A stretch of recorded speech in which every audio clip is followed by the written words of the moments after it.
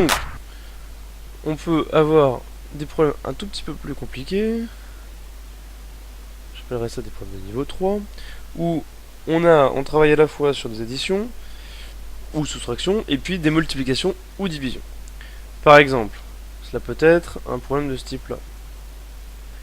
2x plus 5 est égal à moins 10.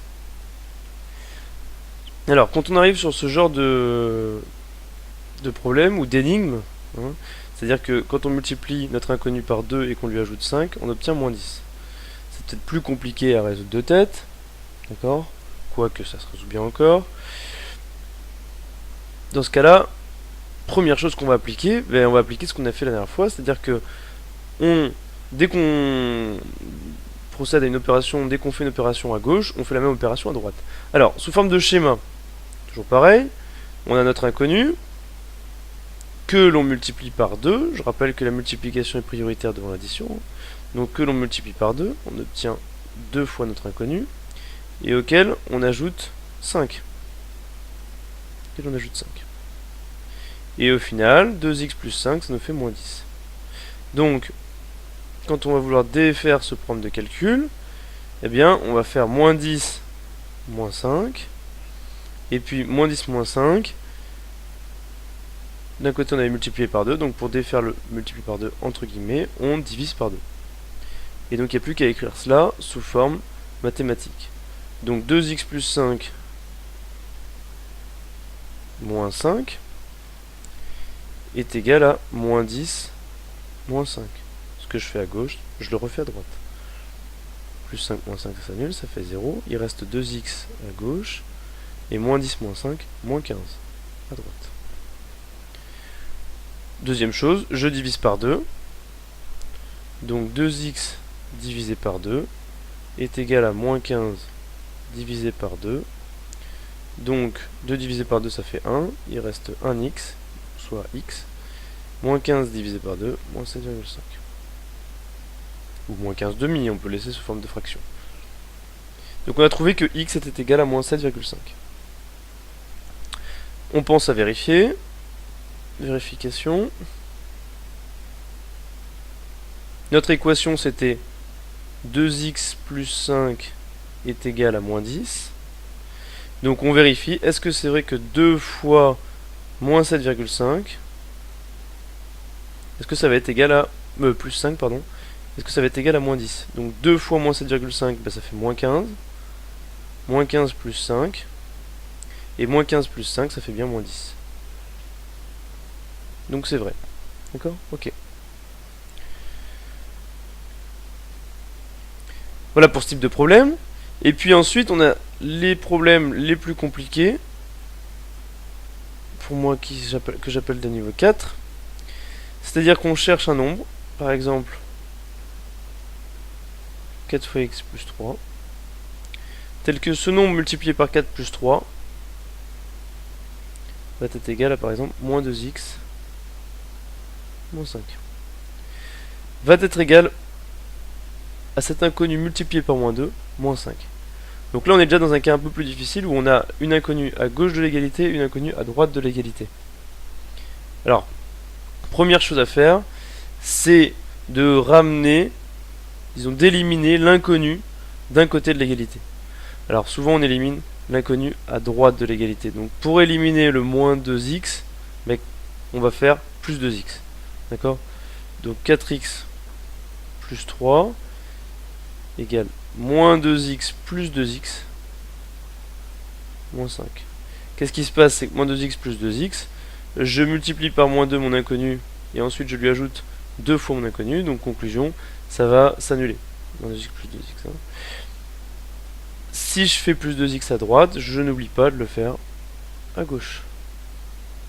Et ensuite, il ne me reste plus qu'à résoudre. Alors, moins 2x plus 2x, ça va s'annuler, j'ai fait exprès. 4x plus 2x, 6x. 6x plus 3 est égal à moins 5. Et je retombe sur un problème du niveau 3, entre guillemets niveau 3.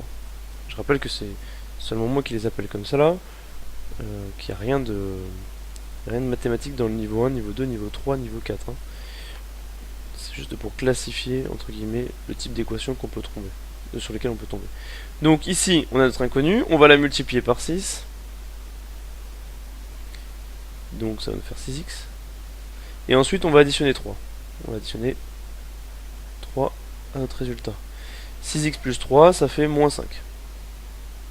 Et donc maintenant, me reste à trouver le chemin pour revenir, pour trouver mon inconnu. Donc, pour défaire le plus 3, ben, je vais soustraire par 3. Et puis pour défaire le x 6, je vais faire diviser par 6. Maintenant, il ne reste plus qu'à l'écrire. 6x plus 3 moins 3 est égal à moins 5 moins 3. Première chose. Hein. Donc, 3 moins 3, ça va s'annuler. Il va rester 6x est égal à moins 8. Bien. Et donc, j'avais dit maintenant qu'il fallait que je divise par 6. Donc, 6x divisé par 6 est égal à moins 8 divisé par 6. Donc, conclusion, x est égal à moins 8 sixièmes. Je peux le laisser sous forme de fraction. Il n'y a pas de raison que ce soit toujours des nombres entiers. Hein. Vérification. Donc, mon équation, c'était 4x plus 3 égale à moins 2x moins 5. Donc je vais commencer par calculer 4x plus 3. 4x plus 3, quand je le calcule, ben on remplace x par ce qu'on vient de trouver. Ça fait 4 fois moins 8 sixièmes plus 3. Alors 4 fois moins 8, moins 32 sixièmes plus 3. Moins 32 sixièmes plus 3 fois 6, 18 sixièmes. Et cela va nous donner